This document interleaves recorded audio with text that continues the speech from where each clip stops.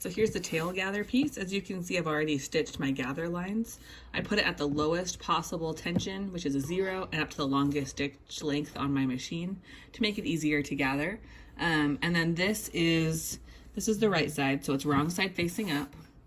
And then I have a lining piece that lines up with it that is the right shape and size to match the bottom of the tail. Doesn't really matter if this is right ways up or right ways down, you won't see it, it's underneath, it's just a lining piece. So the short edge of the tail lines up with this top bit. The sides are also the same length. So I'll pitch we'll sew those in place. Leave about the first 1.5 inches unstitched on here. You don't want to stitch over these loose threads or the area that you'll be gathering. So I leave this top bit unstitched. So you'll stitch here, leave this open, and then stitch along this other side, which I'll line up in just a sec. There we go. So again, we'll pin this top corner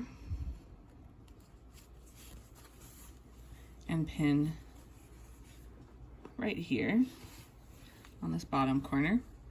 So this next step, you have a lot of extra fabric right along here. It does not line up with this yet, but this length lines up, you skip here, and then you stitch along this length as well. Once that's done, you're gonna flip it over. We'll pretend this is stitched, we'll leave it pinned for now. I have my basting threads on the bottom, but it's up to you where you have them. You'll pull on these basting threads, and you'll just gather in the fabric.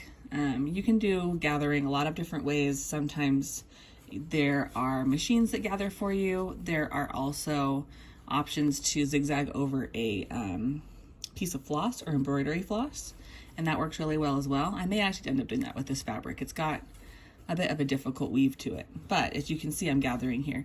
So continue gathering all the way along until, pretend this is gathered, it gets all scrunched up and is the same length as the lining underneath. So pretend this is gathered.